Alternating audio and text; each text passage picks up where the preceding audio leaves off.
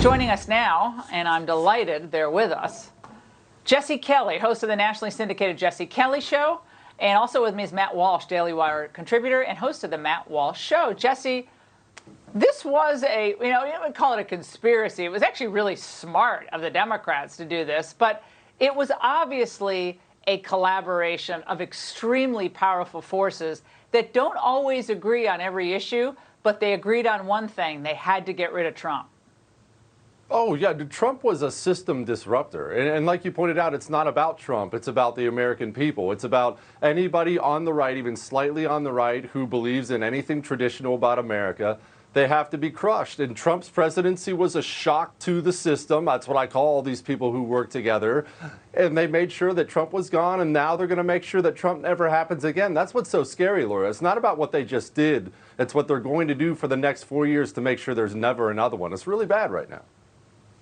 And Matt, then to get rewarded with a plum job in the Justice Department after having helped to organize these meetings to supposedly expand the voter rolls, when this was really about voter manipulation. It was never about educating the voters. It was about scaring the voters into thinking they were literally going to die if they actually went to the polls.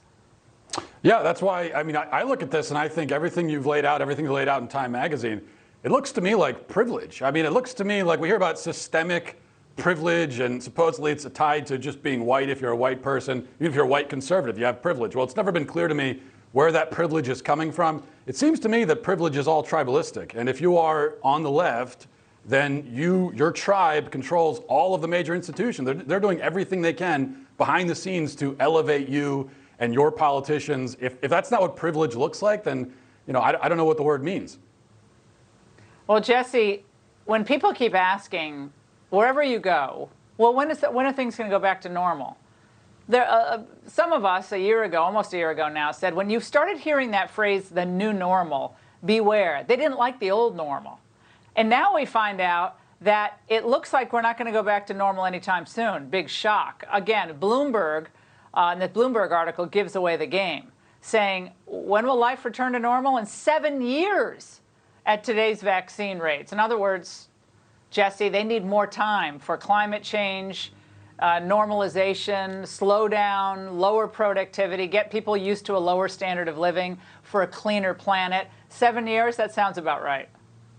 Oh, of course. And it won't be 7 years either, Laura. Everybody knows politicians are a bunch of power-hungry idiots, and you've given a bunch of mayors and governors and congressmen and senators the ability now to point to businesses and point to people they don't like and shut them down and destroy their life. This coronavirus disaster is everything. It's everything they love. And like you pointed out, they're all obvious about it now. It's not just what they're doing. It's that they're bragging about what they're doing. We have people who openly lie to you and then tell you and demand that you say it's not a lie. We forget about China now, Laura. China's our #1 geopolitical foe. We have someone on the House Intelligence Committee who just got busted with the Chinese slump buster, and he went right back to the House Intelligence Committee. They do it, and then they rub it in your face that they did it and demand you say how much you love it. Now, it's so crooked that it almost becomes its own ongoing satire, but it's our lives and it's our country, so it's really not funny at this point.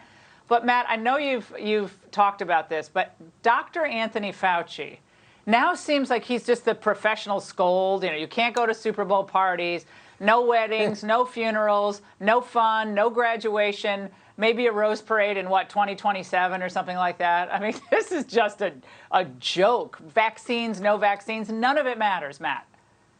Yeah, it doesn't, because like you said, it's of course we know it's about power, and the thing is, we have given these people, someone like Anthony Fauci, or you go down the line, mayors, governors, town councils, teachers unions, we have given these people more power than they could have ever dreamed of having.